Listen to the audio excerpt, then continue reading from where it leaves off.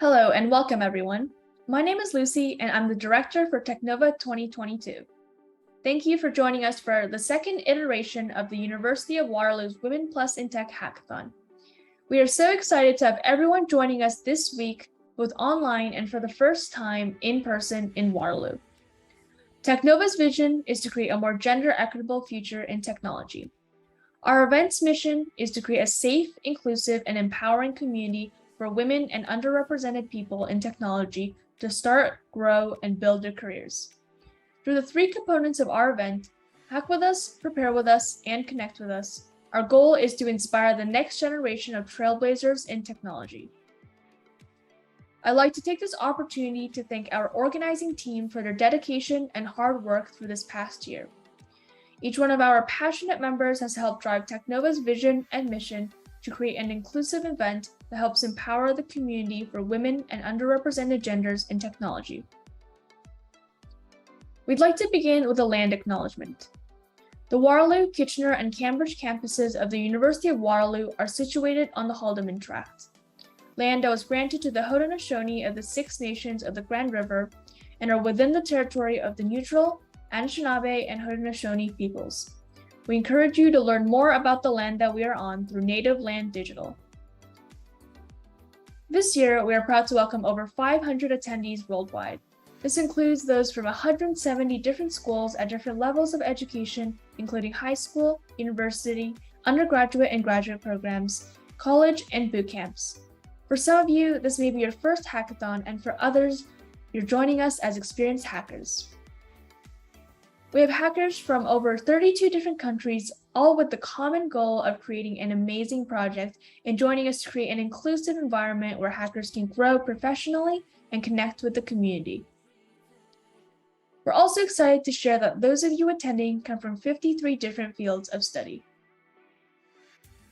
No matter your background or the path that led you here today, we hope that everyone can join us in our mission to create a more gender equitable future in technology. We hope that you can leave our event having made new friends, learned new skills, made some new connections, and created lasting memories with your fellow attendees. We also have some amazing prizes that will be announced later this evening. Make sure you take lots of photos and tag us on social media and make the most of your time with us. Coming up in our opening ceremony, we have key logistical details of the event, our hackathon judging and submission rules, our prizes and themes, messages from our amazing sponsors, and our keynote speaker, Stephanie Mills. Once again, we'd like to welcome everyone to TechNova. You've prepared with us through our workshops this week, connected with us through our career fair and community events, And now it's time to hack with us throughout the weekend. Now, I get to talk a bit about the logistics for hackathon. So hacking will start after opening ceremonies at 9 p.m. You actually have 37 hours to complete your project, as the submission time is at 10 a.m. sharp on Sunday. TechNova organizers will be available throughout the hacking period over Discord and in person to help you with any issues you may face. For help with your project, there are also 70 mentors available over Discord to help, and a few in person as well. Okay, so the official schedule can be found at the link provided. If there's any changes, we can announce it in Discord, but generally you can follow that schedule. As I said, we'll start hacking right after the ceremony. However, tonight from 11 to 12 p.m. Eastern, we have a speed friending activity in Gathertown in Room A. It's a great opportunity to find teammates if you haven't found any yet by that time, or just to connect with others who may be working on something similar or share similar interests and hobbies. Tomorrow morning, early at 7 a.m., for those taking the bus tomorrow, to get to the Davis Center, we'll be having our in-person activities. The bus will depart from the stops listed at the times listed. These departure times are really strict, so do be on time. The bus won't wait for anyone, so do try to make it to the stop at least 10 minutes before the time listed. Okay, and the bus will arrive at the Davis Center at 9:30 a.m. Now, Saturday is, I guess, the most exciting day for this event. At 9:30, once people get there on the bus, is when, we'll start our schedule. This is also when, likely most of your hacking will take place. So it may seem overwhelming to do both at the same time. Personally, I've been to maybe 5 or 6 hackathons and found that they're a great way to unwind and come up with new ideas or bug fixes and simply make new friends. A spicy noodle challenge has stuck with me for a really long time.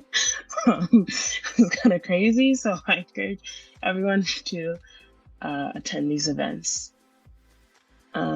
So as I said, we have exciting meetups such as our LGBTQIA2S plus meetup, unconventional pathways meetup, and BIPOC meetup. We can socialize, learn from, and build community with others who may be in a similar place in life or face similar challenges to you. This is pretty important for us with this event, considering, we're really focused on women, non-binary, and other underrepresented genders in tech, to be able to connect with each other on that level, as well as, the other identities we carry is really important. So all these workshops, all these meetups will take place online so that everyone can attend.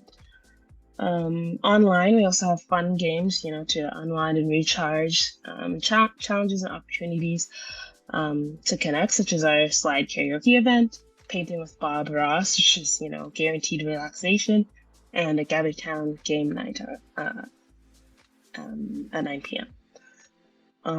In person, we also have a scavenger hunt around campus that you can do at any time you want. Just go on a walk and relax. You can win some really cute geese socks from that, I think. Coffee chats that will be happening on the DC and MC Green, as well as origami and bingo. Love bingo. All in-person community events, aside from the scavenger hunt and coffee chats, will be happening in room 1350. So find an organizer or mentor if you need help finding this room.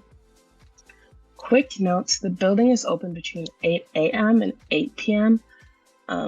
So as communicated previously, we will not be providing overnight accommodations. And if, you're not taking the bus, if you're just walking over and walking home, don't come earlier than 8 a.m. So, do respect the building hours as well as the building in general by cleaning up after yourself and your teammates. Last but definitely not least, Waterloo Food Services will be providing delicious breakfast, lunch and dinner on Saturday and Sunday to everyone who attends in person. We have options for all types of dietary restrictions covered already that you provided us in maybe a few forms. So just let us know or let food services know when it's time to collect your meal. Finally, on Sunday, I hope everyone wakes up bright and early for morning yoga to de-stress before finally submitting your project and presentation at 10 a.m. Quick note, the bus actually won't leave until 11 a.m. So definitely take the time to chill out a bit, clean up, pack up your stuff and any mess you may have made before boarding the bus. We'll start judging shortly after this break and after the bus leaves. So any judges in the audience, definitely reach out for support from our team. Lastly, we will have our closing ceremonies on YouTube once again at 6 p.m. Eastern, where we will reflect on what I know will be an amazing hackathon experience for everyone, as well as announce winners and winners of prizes. And again, quickly, we have the bus schedule for departure. Essentially, it's the same schedule in reverse. We hope to have everyone back to their home in time for lunch or late lunch. And I will also touch on our code of conduct and safety. Our full code of conduct is linked. So harassment and abuse are not tolerated at TechNova. We have to bring light to this. I hope nothing happens, but if you are in a situation that makes you uncomfortable, if the event itself is creating an unsafe or inappropriate environment, or if interacting with any mentor, organizer, participant, judge, or anything makes you uncomfortable, please report it to one of the contacts included on this slide. Harassment includes, it's not limited to verbal or written comments. Harassment includes also sharing sexual images, intimidation, stalking, following, harassing photography or recording, disruption of any online events as well, inappropriate physical contact or unwelcome sexual attention. If you do, basic rule of thumb, if you're doing something that is making someone feel uncomfortable, that counts as harassment and is enough reason to stop doing it. Participants who are asked to stop any harassing behavior are expected to comply immediately. This is the same for sponsors, judges, mentors, volunteers, organizers, anyone else associated with our event is subject to this policy. We will take the actions that we deem appropriate to deal with this, which includes warnings or complete expulsion from our event.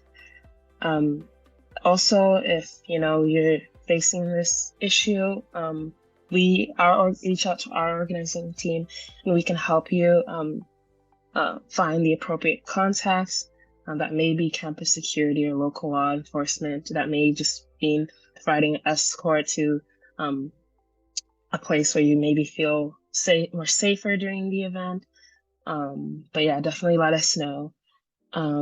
We expect everyone to follow these rules, whether they're at home, online, at the Davis Center, or on our bus as well that we are supplying. If you see this happening or if this is happening to you yourself, contact our team. UADI's Special Constable Service is literally 50 meters from where we're holding this event. As well as you can call Waterloo Regional Police Service.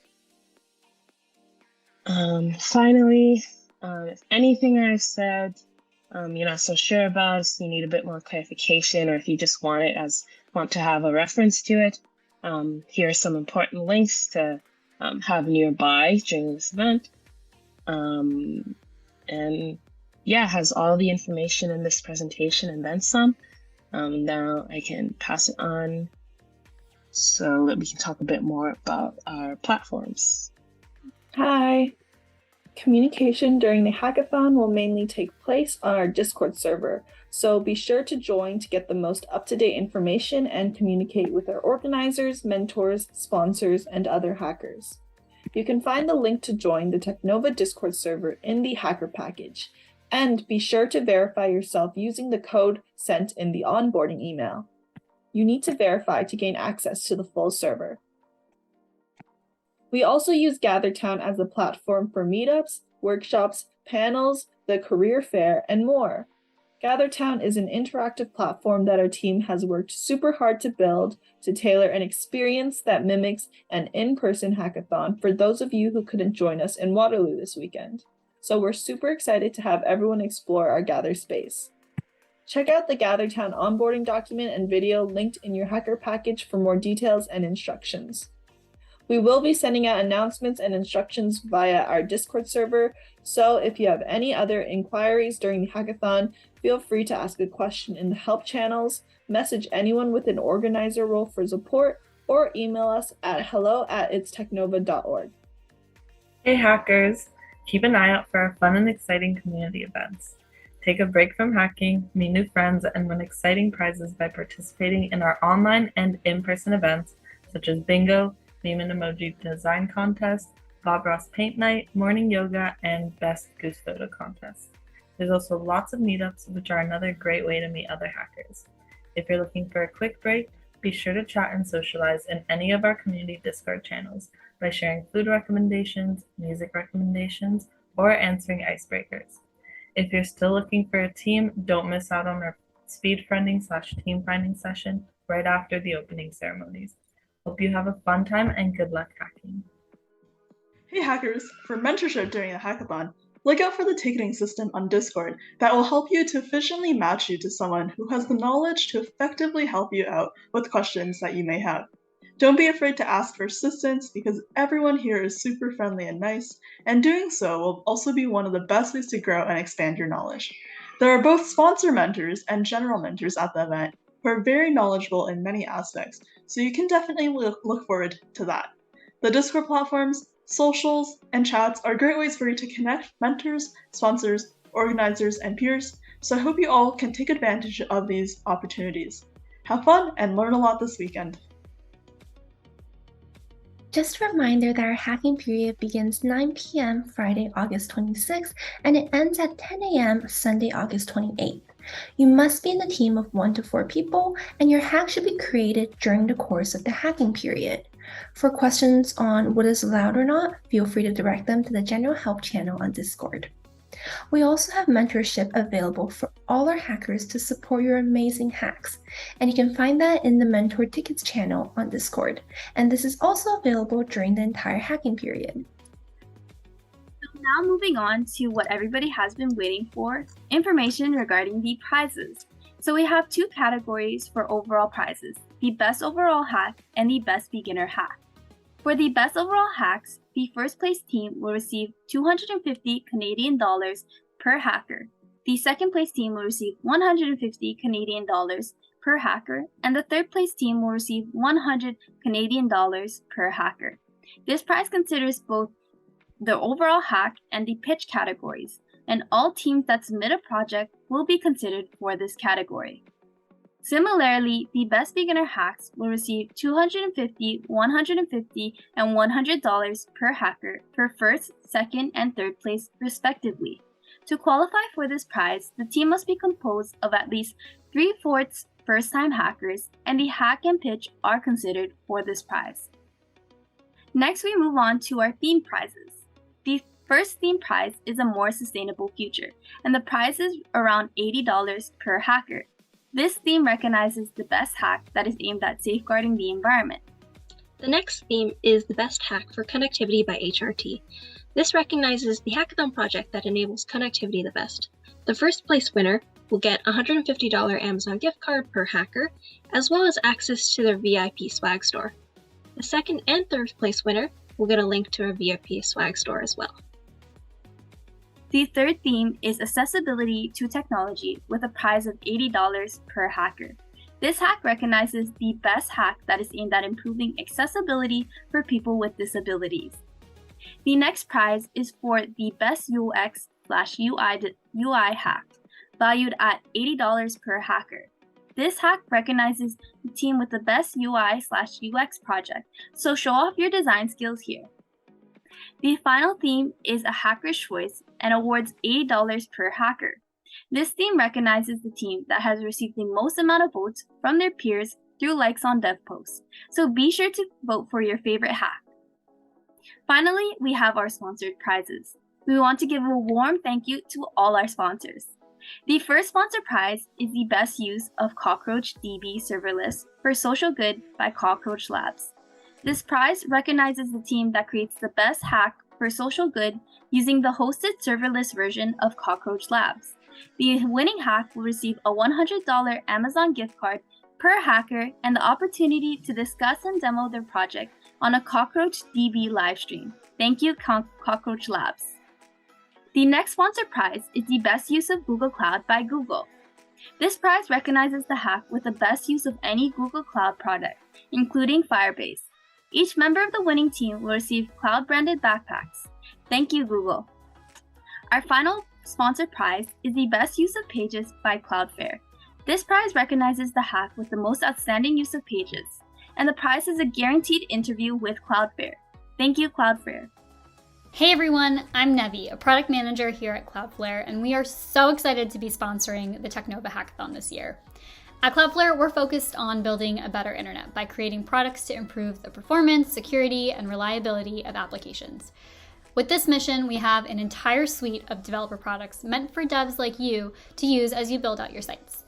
Cloudflare Pages is an extremely popular product of ours that empowers developers to build full-stack applications quickly and efficiently. Using our Git integration, you can trigger new builds and new deployments with a quick commit to your Git repo and see your site live in seconds to our network of 270 plus data centers across the globe at a free Pages domain. This product is super fast, super easy, I should know because it's my product, and absolutely free for you to use. We know that at a hackathon, you have so many time constraints and you're under a lot of pressure, and Pages can only help to streamline your developer workflow so that you can get your work out the door. We encourage you to deploy your final projects to Pages, not only to save you the headache of setting up a website, but also empowering you to collaborate with your teams. In fact, if you use Pages, we're offering automatic interviews as the first place prize for the team with the best use of Pages and other Cloudflare products. Just a reminder that while you're working, be sure to check out the Cloudflare channel in the TechNova Discord server, the Cloudflare Developers Discord server, our YouTube videos on getting started with Pages, and our presentation deck from yesterday's workshop. So feel free to reach out to our teams with any of your questions, and best of luck this week. We're rooting for you. This sums up all our prizes. Good luck to all the hackers. This event would not be possible without our amazing sponsors and their continued support for our event. We would like to thank our gold sponsors, Cockroach Labs, SPS Commerce, and Microsoft. Our silver sponsors, Scotiabank, Google, and IMC Trading. Our bronze sponsors, Toyota Motor Manufacturing Canada Inc., Meta, OTTO Motors, Cloudflare, D2L, Cisco Meraki, Bear, and Hudson River Trading. And our startup sponsors, Uplift. As well as special thanks to our partners from the University of Waterloo, Women in Computer Science U Waterloo, Velocity U Waterloo, and Women in Engineering U Waterloo. As mentioned before, you will have a chance to interact and network with our sponsors this weekend. Next, here are some messages from our gold sponsors. Hi everyone, welcome to TechNova. Thank you for attending our workshop, and I want to remind you about our free courses that are always up on Cockroach University. Also, for our challenge this year, it's best use of CockroachDB serverless, and the winners get $100 Amazon gift cards for each team member up to 4. You also get a chance to be featured on our CockroachDB live stream. Come hang out with us on the Discord channel. It's #cockroach-labs. Our recruiters are going to be hanging out there all weekend to talk about recruiting and internships, and our engineers and mentors are going to be hanging out there as well. So come say hi. Enjoy your weekend and happy hacking. She can do anything. Lead teams, movements, and the next generation. She can break through barriers and defy gravity. She can write her own rules and change the game forever. When the world says she can't, she knows that she can.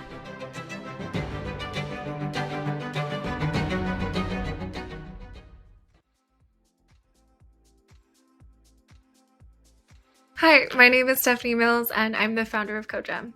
We're building software to help with the people side of engineering management.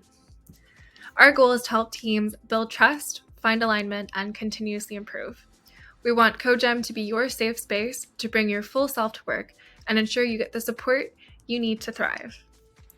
I am super excited to be speaking with you today. I'm a huge advocate for TechNova's mission, and improving inclusivity within the software industry is so foundational to what we're trying to accomplish at CoGEM. Trust in a team simply cannot exist without psychological safety, and safety cannot exist in an environment that is not inclusive. My goal today is to share my journey and how I very much stumbled into entrepreneurship. And more importantly, I want to talk about inclusivity and empower you with information and tools I wish I had when I started my journey. Like all of you, I was a student at Waterloo, and this is where I started CoGEM. Growing up, I played a ton of team sports and became really passionate about people and how we can help people work better together. I ended up choosing management engineering as my undergraduate, but computer science was definitely a close contender. I took my first programming course in grade 10 and really enjoyed it. As I progressed through university, I grew more and more interested in software development. I've been to many hackathons just like this one, and I did all of my internships as a software developer. I started out in a small, close-knit innovation lab in Deloitte, and then moved on to work for a fast-growing startup called CryptoKitties, and then later found myself at two small-scale tech companies, Apple and Uber. The experience at each was incredible. I got to work with and learn from so many brilliant minds, and it expanded far past just technical skills into teamwork, problem solving, etc. That said, studying management engineering, one of the aspects I was really excited to learn about was how these top companies functioned internally, how they applied organizational behavior, process optimization, etc. I assumed, given the size and scale, they must be operating like a finely tuned machine. Man, was I wrong. I was shocked by how uniformly inefficient a lot of the internal processes were, and in general, the lack of tooling to support engineering teams when it came to the people management side of things. For example, my manager would pull out a Google Doc or even a paper notebook each week for our one-on-ones. In 2020, pen and paper has its uses, but when it comes to managing a team of 10, it was crazy how manual and scrappy these meetings were. One of the big talking points I'd always pull into my one-on-ones was, what can I do better? But because my managers were also incredibly busy and had such little support while still responsible for so many different functions and so many different people, they had very little visibility into my day-to-day, and so the conversations were strictly high level.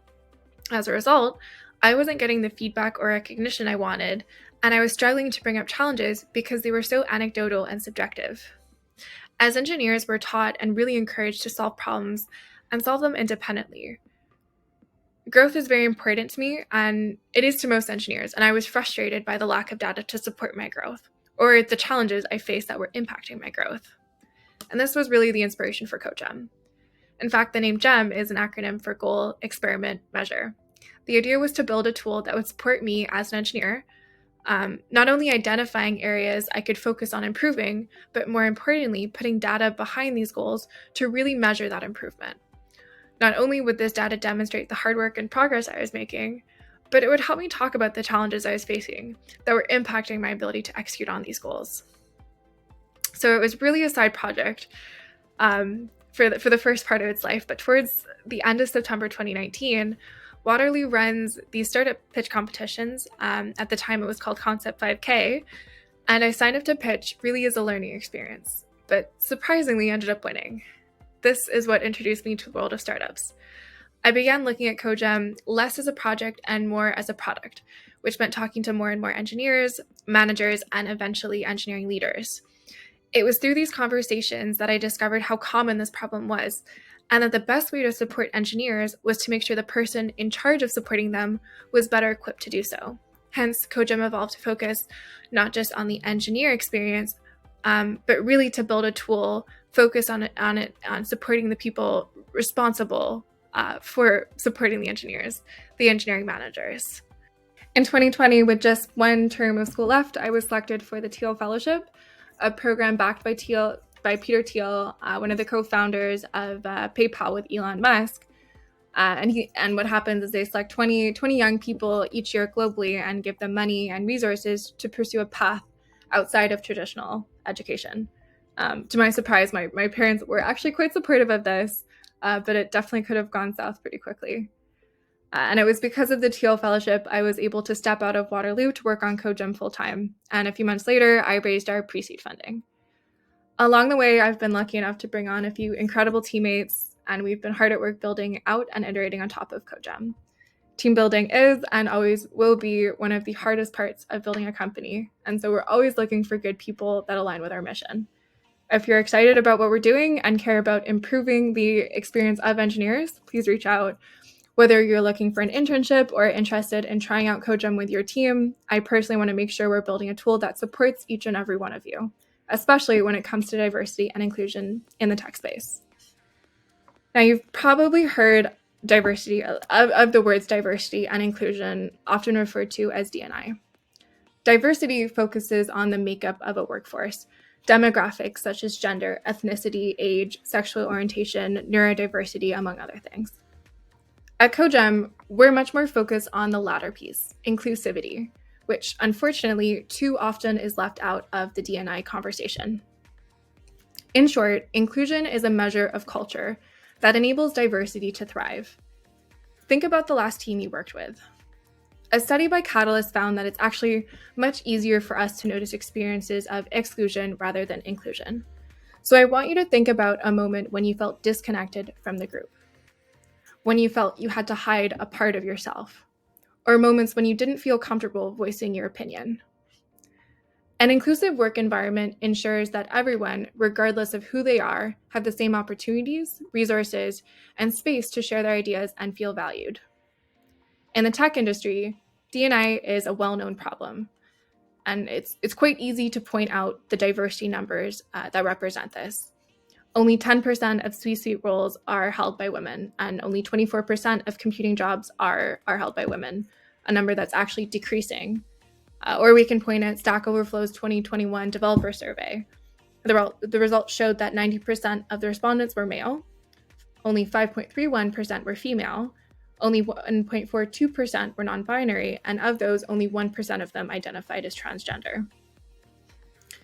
Inclusive numbers, on the other hand, are a little harder to gather, and this in part kind of feeds into why it's so left out of the conversation. Too many organizations treat diversity and inclusivity as synonymous, but diverse representation does not create an inclusive culture. When organizations over-optimize for diversity and ignore inclusion, negative practices like tokenism occur, where an individual is brought on to represent a minority group in a majority. Tokenism causes imposter syndrome, negatively impacts self-esteem, and reduces an individual's sense of belonging. So in a very real way, it actually causes exclusion. The demographics of an organization represent diversity, but understanding the inclusive training programs, whether they're manual or optional, promotion and reward processes, and the average turnover versus attrition as it relates to those demographics is what will help represent inclusivity. So the first thing I want to challenge you with is this. When you're considering joining a team, ask about their D&I initiatives and really pay attention to how they describe and value the inclusivity aspect. Do they have any public data around D&I efforts? If not, why? On the same note, I want to encourage you to ask any questions that will ensure your prospective employer is going to give you a fulfilling and comfortable environment to work in. We often get the feeling that scoring a job is a win, but accepting a position in a toxic environment doesn't just affect your career, but it affects your health, happiness, and life as a whole. As a minority in tech, it's important that you're aware of how much your organization values and supports inclusion and what that support looks like. When you're confident your sense of belonging matters to your team and you're in an environment that cares and supports you, you'll feel much safer to speak up about any behaviors that are exclusive. Inclusivity is really, really hard for organizations to establish and scale as they grow. If they're not being intentional about fostering an inclusive culture, it will not exist. Embracing and valuing diversity means rewriting the implicit biases we all have. Our brains can consciously process 40 pieces of information per second, but we unconsciously process 11 million pieces. So in order to keep up with all the stimuli around us, we subconsciously categorize and organize our understanding of other people based on stereotypes and labels to make decision-making easier. There have been multiple studies that have proven that the same behavior will be perceived and treated differently depending on factors like gender or race. These implicit biases result in microaggressions, defined as the everyday slights, indignities, put-downs, and insults that members of marginalized groups experience in their day-to-day interactions with individuals who are often unaware they have engaged in an offensive or demeaning way. Take, for example, a study done on open source GitHub PRs. Code written by women was accepted 78.6% of the time on GitHub, 4% more than code written by men, when the coder's gender was kept secret. When contributors are identifiable as male or female, men's code is accepted at a higher rate. Or another study using a form of machine learning known as topic modeling to explore gender differences in a set of written feedback for 146 mid-career leaders. It found feedback received by women was less actionable and less useful for leadership progression than feedback given to men. Think back to an experience where you felt excluded due to a microaggression. How did you respond? I can't tell you how many times I've heard, "Oh, you got this job because you're a girl," or "I thought you were the designer, not the back-end software engineer." More often than not, the responses to microaggression is to do nothing or smile and nod. And that's because these subtle biases and microaggressions are confusing. They're happening unconsciously and often without any malintent. As a result, they create a tremendous amount of internal conflict, triggering questions like, did I understand that right? Did they mean to do that? What if people think I'm overreacting? Will saying something about this make the situation worse? So let's talk about what we can do when we think we've experienced a microaggression. First of all, you need to be confident that a microaggression has occurred. Microaggressions are very common and everyone experiences them, but proportionally, minorities experience them more frequently. More than 50% of women in tech report gender inequality, discrimination, or sexual harassment in male-dominated environments, and roughly 62% of Black and 42% of Hispanic STEM workers say they've experienced discrimination at work. Identifying a microaggression in the moment is challenging because, again, they're often very subtle. You may notice it by a gut feeling that something isn't right or by the way others react. Chances are, if you're feeling like something isn't right, you are right. But make sure, regardless of how you decide to respond, you write down what happened. Document by default, the sooner the better. It will help you process what happened, and it can help protect you in the future. Now you get to decide if it's worth responding to. It's always your choice. Responding to a microaggression can be empowering, but because they happen frequently and to various degrees, you will have to pick and choose your battles. Some good questions to ask yourself are, what am I looking for from this interaction? Does this microaggression impact the outcome of the situation or my career? And really understand what is your desired resolution. Knowing what result you want can guide you on how you engage with it and decide whether responding or simply walking away is the best way to handle it.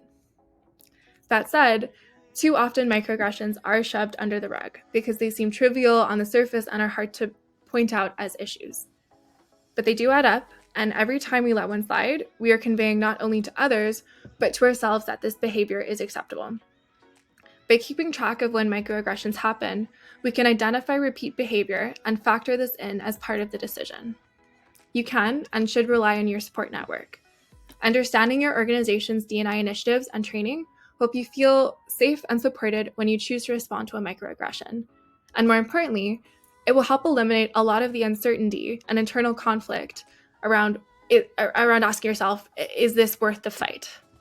Inclusivity is not just there to make you feel good. Inclusive organizations improve substantially better than non-inclusive organizations. Research shows that an inclusive workspace is 6 times more likely to be innovated and twice as likely to meet or surpass financial goals. On top of that, employees who feel they are able to bring their whole selves to work are 42% less likely to plan on leaving for another position within a year. By speaking up, not only are you going to improve your experience and your sense of belonging, but you're helping your team create a more inclusive culture for the team as a whole. Last but not least, if you've decided you want to respond, think about how you'll go about it. Again, understanding your organization's D&I efforts will help you better know what resources you have and who you can loop in for support, whether that's your manager, ERGs, or your HR team. If you're comfortable responding directly, there are several strategies you can draw from. A great place to start is approaching the conversation with curiosity. Try to keep in mind this microaggression is almost always unintentional. You can try asking, "Could you say more about what you meant by that?" Or, "How have you come to think that?" Another approach is being direct and telling them how it made you feel. Using I statements. For example, "I felt hurt by what you said." Instead of accusing the person, this might help the conversation go more smoothly. Regardless of how you choose to approach this conversation, it can be mentally and emotionally taxing. But by taking this step, you are helping to create an environment where people, regardless of surface or hidden level differences, feel welcome and valued. At CoGEM, our mission is to help organizations build and scale healthy, growth-oriented cultures. Trust, safety, and inclusivity are foundational to building a healthy culture. This is an integral part of our product, and if anyone is interested, I would love to learn from your experiences so we can ensure CoGEM supports you and the challenges you have faced and potentially will face in the future. You can find me on LinkedIn or email me at stephanie@cogem.app. Thank you. Thank you once again for joining us in kicking off TechNova's Hack with Us. Our event would not be possible without all of you who have joined us from around the world to help create a more gender equitable future in technology. We're super excited to see what everyone will create in the next 36 hours. As a reminder, hacking begins at exactly 9 p.m. Eastern or 6 p.m. Pacific time tonight. We have our important links listed here for you to check out. Our organizing team will be available to answer any questions and offer our support this weekend. We also hope to see you attend our scheduled events online and in person here at Waterloo. Good night and happy hacking.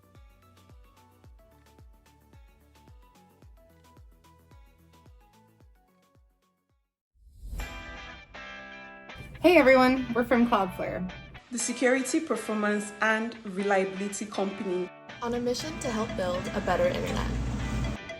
Welcome to TechNova's Hackathon. We're so excited to be here to support their vision. At Cloudflare, we believe that the best ideas come from strong and diverse teams. And it's something we continue to prioritize as we grow as a company. We can't wait to work with you as you build out your projects. So best of luck to you this week. We're here to help.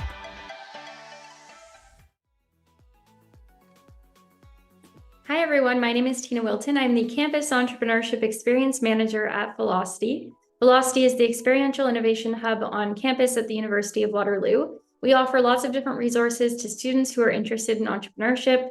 We have workshops, networking opportunities, hackathons. We also offer grant funding, one-on-one coaching, and we have some new spaces on campus where you can build out your ideas.